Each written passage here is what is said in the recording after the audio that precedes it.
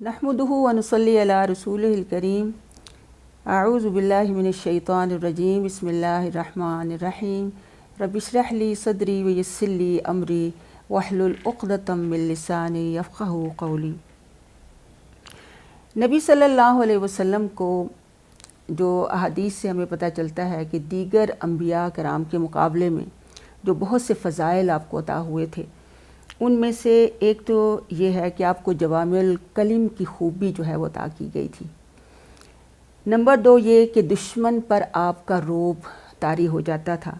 और नंबर 3 ये कि माले गनीमत जो है आप सल्लल्लाहु अलैहि वसल्लम की उम्मत के लिए हलाल किया गया।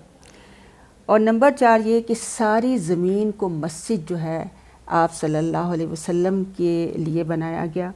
और फिर सारी मखलूक की तरफ अल्लाह ताला ने आप सल्लल्लाहु अलैहि वसल्लम को नबी बनाया और आप सल्लल्लाहु अलैहि वसल्लम पर नबूवत का ख़ात्मा हुआ।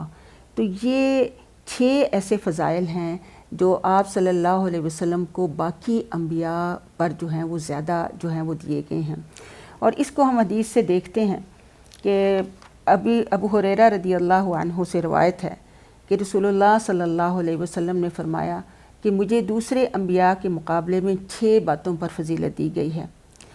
पहली बात वही कि मुझे जवामिल कलिम दिए गए हैं, दुश्मन पर रोब के साथ मेरी मदद की गई है, मेरे लिए माले गनीमत हलाल किया गया है और सारी ज़मीन मेरे के लिए पाक करने वाली और नमाज की जगह बनाई गई है।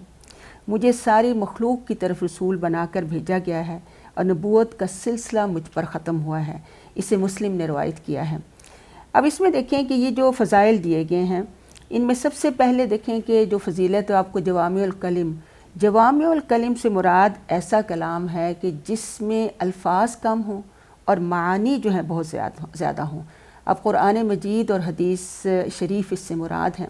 और इसमें आप देखें कि नबी सल्लल्लाहु अलैहि वसल्लम की छोटी छोटी हदीस भी आप उठा कर देखें तो एक छोटी सी हदीस और छोटी सी दुआ के ज़रिए दुनिया और आखिरत की सारी ही चीज़ें उसमें जो है वो सिमट आती हैं। तो ये एक बहुत बड़ी फजीलत है जो प्यारे नबी सल्लल्लाहु अलैहि वसल्लम को दी गई।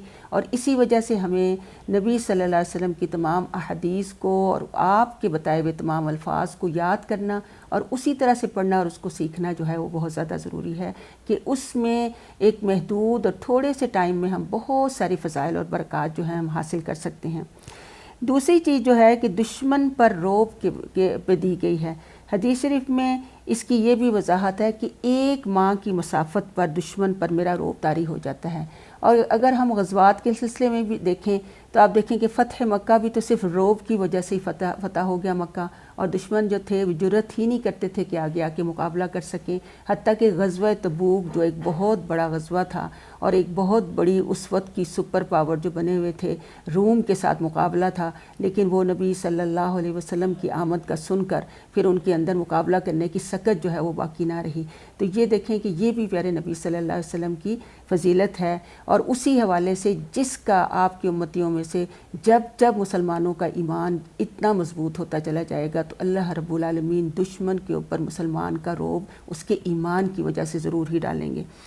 फिर इसके बाद जो तीसरी फजीलत है कि माले गनीमत हलाल किए गए हैं, तो ये भी बहुत ही बड़ी फ़जीलत है इस उम्मत मुहम्मदी सल्लल्लाहु अलैहि वसल्लम के लिए कि इससे पहले माले गनीमत जो थे वो उसमें से कुछ भी लेना जो है वो जायज़ नहीं। माले गनीमत आपको पता है कि वो माल है जो जंग के बाद दुश्मन से हासिल होता है। और ये माले गनीमत पहले दीगर अम्बिया के ज़माने में ये होता था कि उसको एक जगह पर रख दिया जाता था और ऊपर आसमान से कोई आग आती थी और वो ख़त्म हो जाता था और कोई इससे इंतफ़ा हासिल नहीं कर सकता था। लेकिन नबी सल्लल्लाहु अलैहि वसल्लम की उम्मत के लिए इसको हलाल किया गया। फिर उसके बाद देखें कि बाकी सारे ही अम्बिया के ज़माने हज़रत मूसा अलैहिस्सलाम के दौर में भी देखें तो नमाज़ पढ़ने के लिए स्पेशल मस्जिद में जाना ज़रूरी होता था। पूरी ज़मीन में जब भी नमाज का टाइम आता था वहाँ पे नमाज नहीं पढ़ी जा सकती थी, लेकिन आप सल्लल्लाहु अलैहि वसल्लम को ये फजीलत दी गई कि पूरी ज़मीन जो है वो पाक है।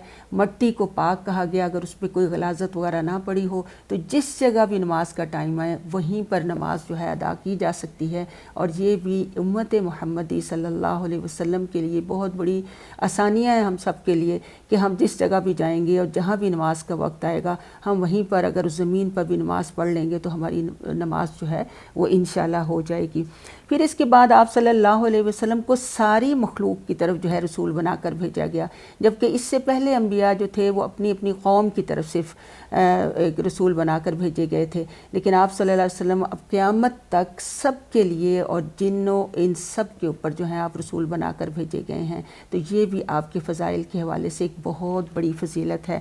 اور پھر یہ کہ خاتم النبیین کہ نبوت کا سلسلہ ختم ہو گیا ہے، اور یہ اس فضیلت کے حوالے سے یہ بات یاد رکھنا اور اس کو عام کرنا بہت ضروری ہے کہ آپ صلی اللہ علیہ وسلم کے بعد کوئی بھی اگر نبوت کا دعویٰ کرے گا تو وہ جھوٹا اور کذاب ہوگا، اور اس کو اللہ رب العالمین کبھی بھی معاف نہیں کریں گے، اور اس پر ایمان لانا جو ہے انسان کے اپنے ہی ایمان کو جو ہے وہ خطرے میں ڈالنے کے مترادف ہو جائے گا، بلکہ انسان کا ایمان ہی جو ہے وہ ختم ہو جائے گا۔